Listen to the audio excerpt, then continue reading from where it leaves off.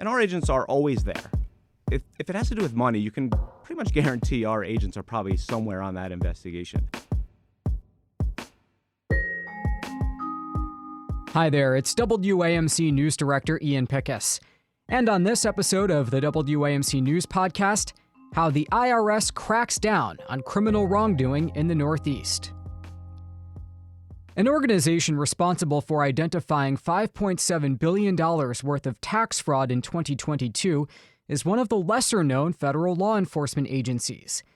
The Internal Revenue Service's Criminal Investigation Division has more than 2,000 special agents and roughly 1,000 professional staff, making it the sixth largest federal law enforcement agency in the U.S.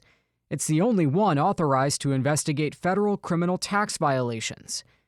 The New York field office, responsible for the entire state, is led by Special Agent in Charge Tom Fataruso. The Capital Region native stopped by WAMC to speak with our Jim Levulis about his agency's work and his path to the job. It was a long journey to get here. I've been in the role for 2 years now. The first year I was in an acting capacity. It took about a year to get certified into the SES, or the executive division, right? Because that goes through, it's a federal process, where you have to go through to get certified, and there's interviews and so on and so forth, and writing, and there's a whole procedure to become an executive in the federal government. Once I cleared those hurdles, I became an executive around March of 2022. So I've been in the official SAC of New York since 2022 in March. What's your professional background that led you to this point in your career? I have a varied background. I'm a local product, so although I was born downstate, I spent the majority of my life in upstate New York in Wyandotte. I went to LaSalle Institute for high school. I went to Hudson Valley. I received an associate's degree in criminal justice from Hudson Valley, and I went to the College of St. Rose to get my bachelor's degree in accounting. So I have an accounting background. I worked at Verizon for several years, right out of Hudson Valley. And when I received my bachelor's degree, I decided I wanted a master's degree also. So I went to the University of Notre Dame, received a master's degree in accounting. From there, I worked at KPMG in Albany for about 4 years. And I was fortunate enough to get a position as a special agent with IRS Criminal Investigation in 2004 in Albany. So I worked in Albany for many years as an agent. I became a supervisor in Albany. Then I became an assistant special agent in charge for the entire field office, again sitting in Albany. At that time, it was time to move on. I moved to Washington, D.C., took over a program in Washington, D.C. It was our undercover program. So I ran the undercover program for the agency for about 2 years. I became the special agent in charge of the Philadelphia field office after that in 2020. And in 2021, as I said, I was fortunate enough to become the acting SAC in New York. Turning to the IRS CI, Criminal Investigation Unit, I'm sure this is a kind of an open-ended question in the sense, but what are the main functions of the IRS CI? CI's main function is to investigate potential criminal allegations of tax fraud. But we also investigate numerous other financial crimes. So what I tell people to make it the easiest, if it has to do with money, we follow the money and we investigate the crime. You mentioned a little bit of your background, that you have accounting experience, you have private sector experience. Is that typical for your coworkers in the IRS CI to have that financial background in addition to the law enforcement part that's necessary? Yes. We all have some financial background, whether it's an accounting degree, which the vast majority of us have a degree in accounting, or work experience in the financial investigation realm. Some we take right out of college, so they graduate and we pick them up as a special agent. We send them to the training academy for 27 weeks at FLETC in Glencoe, Georgia. And then they come back and they have an on-the-job instructor that works them through getting them trained in the street and on the field. And then they become a full-fledged special agent. Some people work, like myself. I've worked for a number of years before I became a special agent. and I had the background, the experience, and the education to go with it. So it varies from person to person, but we all get the same training when we go to the academy, and we come out and we get the same field training, and it's been successful so far. I understand the IRS CI works a lot with other federal law enforcement agencies. How exactly might those partnerships work out when it comes to, say, maybe the DEA or ATF? Those partnerships are valuable because not every agency has the resources they need to do their job. So if you look at IRS CI, we follow the money. We're the best financial investigators on the planet, hands down. There's nobody better. The DEA, their specialty, obviously, is narcotics. When you partner us together, it works because now you have an agency that is, their specialty is investigating narcotic trafficking, and then you have an agency that's investigating where the money goes and where it comes from. So our specialty in the narcotics world is following money laundering, following where the money goes. We look at it as a business. So you have the cartels that are making narcotics, they're shipping it to the United States, they're selling it in the streets, and then all of a sudden they have cash because, not taking credit cards or checks for narcotic sales. So there's a load of cash that they need to get rid of. It's not easy to get rid of cash. So it's our job to find out where the cash is and where it's going, how people are getting paid, and how they're transporting that. Because, like I said, it's hard to transport loads of cash. So that's where our expertise comes in. Same thing with ATF. So ATF is their specialty, as their name implies, is alcohol, tobacco, firearms, and explosives. Again, we follow the money. So we partner. They're great at locating whether it's illegal weapons, explosives, or whatever the case may be, and then we try to track the organizations. So our job is, it doesn't stop when an arrest is made. So, for example, if there's a narcotics arrest, that doesn't mean the case is over. We're trying to find out who's supporting the organization, how the organization is structured, because there's somebody sitting at the top, and our job is to find that person sitting at the top and take that person down, because if you cut the head off the snake, then the whole body dies. So if you cut the head off the organization, then the hope is that organization dies. If somebody else steps up to take over in that organization, then we try to locate that person and take them down too. Looking through the notes on the IRS CI, noted that it has an undercover unit. And I was wondering how that might look different than what most people might think of when they think of a law enforcement undercover unit, in that the sense that you mentioned, you're looking at the cash, at the finances. That seems to me very, very ingrained undercover. Can you detail what that undercover unit might entail?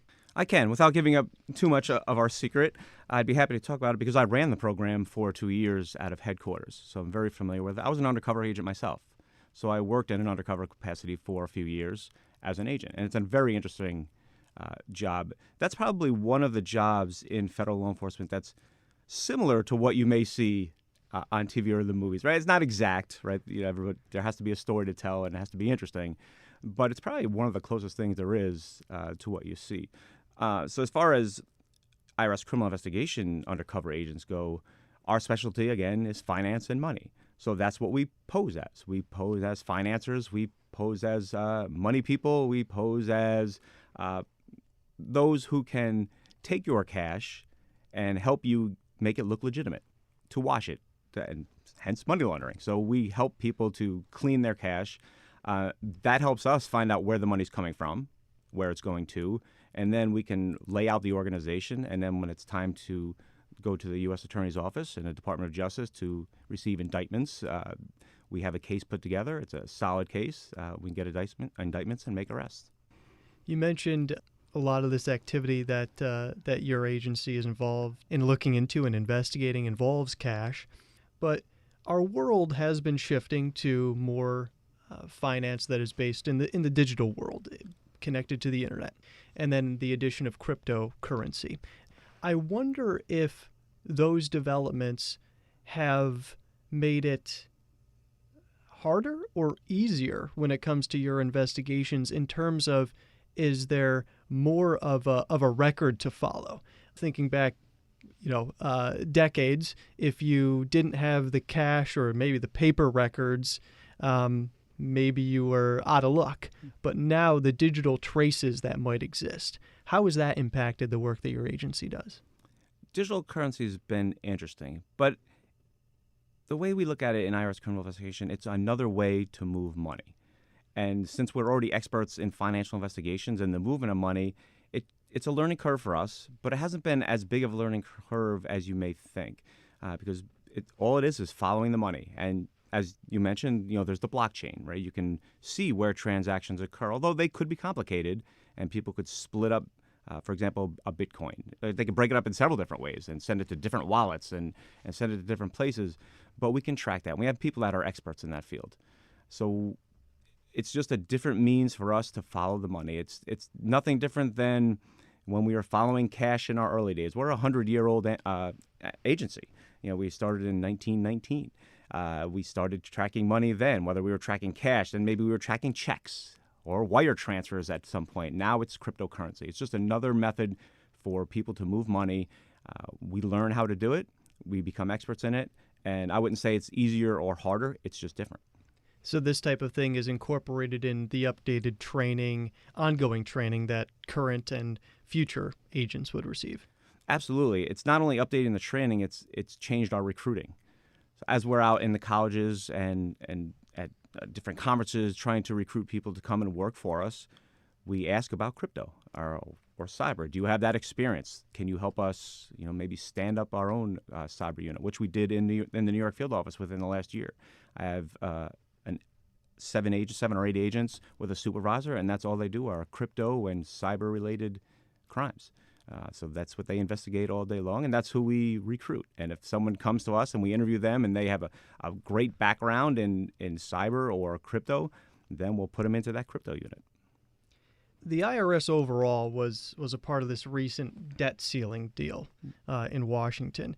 As part of the agreement, $1.4 billion for the IRS that was included in the Inflation Reduction Act that was passed in 2022 was rescinded.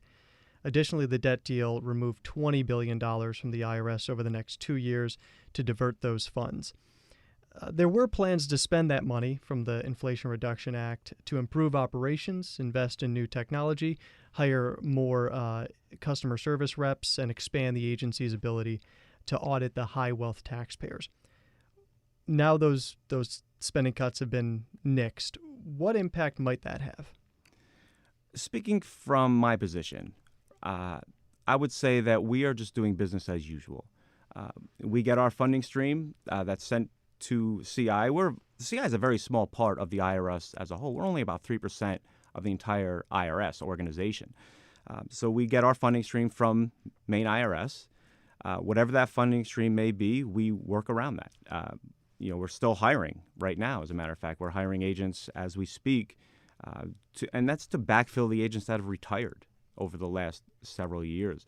Our attrition has been large over the last several years, and we lost at least 1,000 agents over the last 10 years. So we're just trying to backfill them just to get to the level where we were 10 years ago. So we don't try to concern ourselves with the funding portion. I get a budget, I work within that budget, and I do the best I can with what I have. You noted those staffing reductions in the mid-1990s. According to the IRS CIA, there was staffing was more than 5,000. Today, it's just over 3,000. You've been with the agency since 2004, so you've kind of been in the middle of that.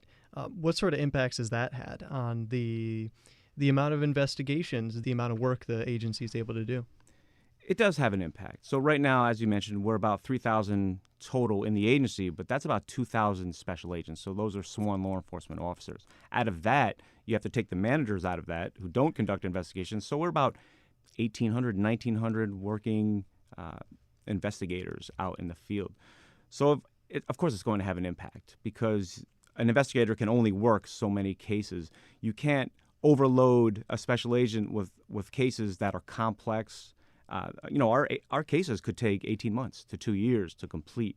So you can't have 20, 30 cases in inventory at the same time. You'll never get them all done. So we try to work as best we can. We try to use force multipliers like using other agencies, and we're partnering with other agencies, not just federal agencies, state and local agencies also.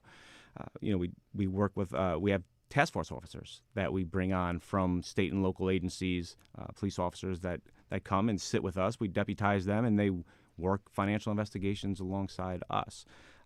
And I've seen it throughout my career. There's been ups and downs. So there's always an ebb and a flow within and not just in the federal government, with any job. There's hiring, there's freezes, there's layoffs.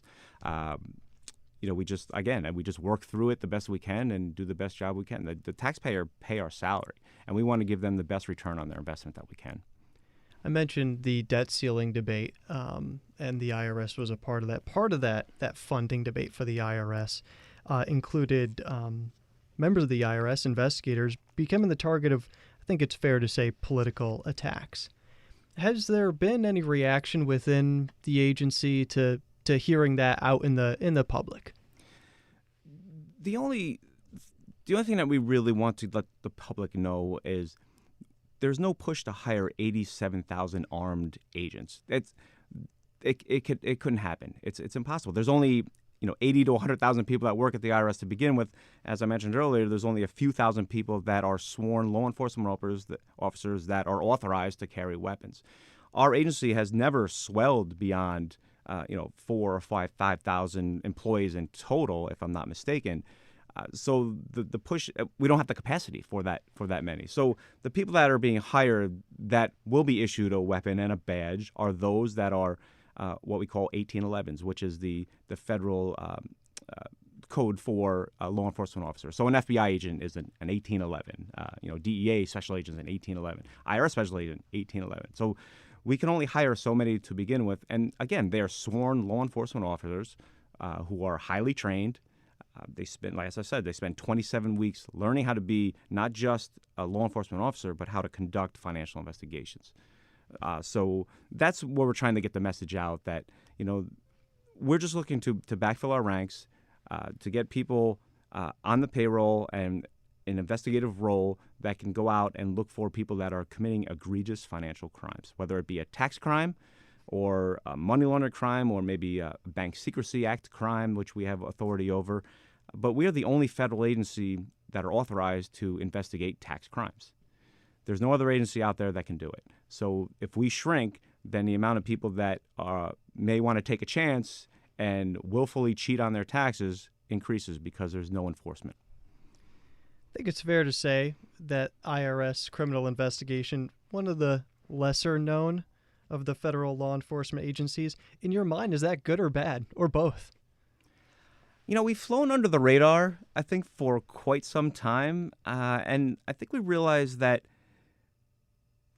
if you look at any financial crime that's out there, you see the same agencies sometimes, right? That are maybe mentioned and our agents are always there. If it has to do with money, you can pretty much guarantee our agents are probably somewhere on that investigation. But I think we realized in the last few years it's better to maybe publicize. So, we're not trying to go overboard, but we are trying to get our name out there. So we've hired people like my public affairs officer here that get us to do interviews like this, or to get us in the paper, or to get us in the media, just to highlight what we do as an agency, what our agents are out there working on, to maybe dispel some of the things that people know or don't know about us. That they're going after people that are really egregious, and when you think about it, the people that are cheating on their taxes in a willful way, in a major way that rise to the level of criminality, are not stealing from the IRS. They're not stealing from the government. They're stealing from all of us, because somebody has to make up that difference in the tax gap. And the people that make that up are the honest taxpayers who pay their taxes on time every year and do it the right way. So we're trying to get that message out there that, you pay us, and we're here to protect your money and to protect your finances. Things that get paid for, Social Security or whatever federal program is out there, that's paid by the taxes that come in through the federal taxation system through the IRS. If people are willfully avoiding that, or I shouldn't say avoiding, people are willfully evading that obligation, then it's taking away from those programs. Tom Federuso is the special agent in charge of the IRS Criminal Investigations Field Office in New York. Tom, thank you very much for your time. Thank you. It was a pleasure being here. Okay, that does it for this episode of the WAMC News Podcast. Special thanks to Jim Levulis for that interview, and thanks to you for listening. Until next time, I'm Ian Pickus.